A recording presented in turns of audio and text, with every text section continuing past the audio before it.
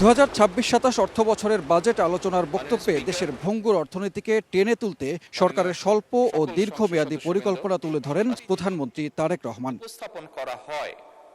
সংসদে পৌনে 2 ঘণ্টা বক্তব্যে ন্যায়ভিত্তিক মানবিক অন্তর্ভুক্তিমূলক অর্থনীতি গড়ে তোলার প্রত্যয় জানান সরকার প্রধান। আগামী বাজেটের নামকরণ করেন জীবন বান্ধব বাজেট, যা পিছিয়ে পড়া মানুষকে কিছুটা হলেও স্বস্তি দেবে বলে জানান প্রধানমন্ত্রী। দেশের প্রত্যেকটি মানুষ চায় যে আমরা ভবিষ্যৎ নিয়ে কথা বলবো।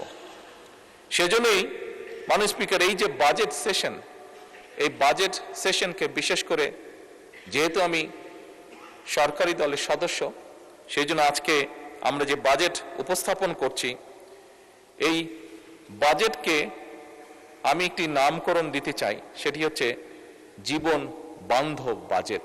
লাইফবয় কিনে কল দাও টোল ফ্রি নম্বরে, আর এক নিঃশ্বাসে গোল বলে জিতে নাও ফিফা বিশ্বকাপ 2026-এর এক্সক্লুসিভ পুরস্কার। পুনরুদ্ধার, উত্তরণ ও পুনর্গঠন, এই 3 ধাপে অর্থনীতিকে সাজাতে চায় সরকার। প্রকল্প বাস্তবায়ন করতে বিপুল বিদেশি ঋণের বোঝা চাপিয়েছে বিগত সরকার। এই বোঝা জনগণকে অনেক বছর টানতে হবে। তাই ঋণ নয়, উৎপাদন হবে বিনিয়োগ নির্ভর, প্রকল্প হবে জনবান্ধব, ফিরিয়ে আনা হবে পাচার হওয়া অর্থ।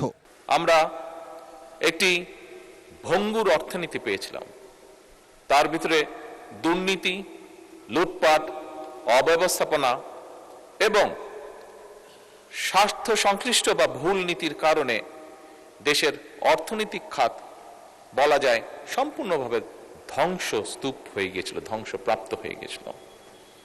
এর বাইরে তো যেই কথাটি মাননীয় বিরোধী দলের নেতাও বলেছেন, হাজার হাজার কোটি টাকা পাচার হয়েছিল, জাতীয় আন্তর্জাতিকভাবেও যেটি স্বীকৃত।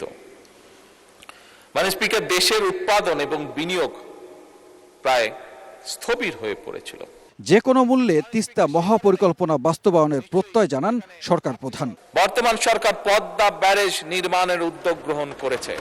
বর্ষা মৌসুমে যে অতিরিক্ত পানি আমাদের কাছে আসে, সেই পানিটিকে আমরা ধরে রাখবো, যাতে করে শুষ্ক মৌসুম এবং বছরের বাকি সময়টা আমরা কৃষক সহ সকলের কাছে পানি সরবরাহ করতে পারি। মাননীয় স্পিকার, জাতীয় অগ্রাধিকার ভিত্তিতে ইনশাআল্লাহ এই সরকার যে কোনো মূল্যে তিস্তা ব্যারেজ মহাপরিকল্পনা বাস্তবায়ন করবে। ব্যাংকিং খাত, রাজস্ব খাতের সংস্কার ও আধুনিকায়নের কথা জানান প্রধানমন্ত্রী। শিক্ষা, স্বাস্থ্য, বিদ্যুৎ সহ বিভিন্ন খাতের বাজেট পরিকল্পনা তুলে ধরেন। বাজেটে কালো টাকা সাদা করার প্রস্তাব প্রত্যাহার, ক্ষুদ্র নৃগোষ্ঠীর করমুক্ত আয় সীমা বৃদ্ধি সহ বেশ কিছু প্রস্তাব তুলে ধরেন সরকার প্রধান। একটি গুরুত্বপূর্ণ সানবীর রূপল, সময় সংবাদ, ঢাকা।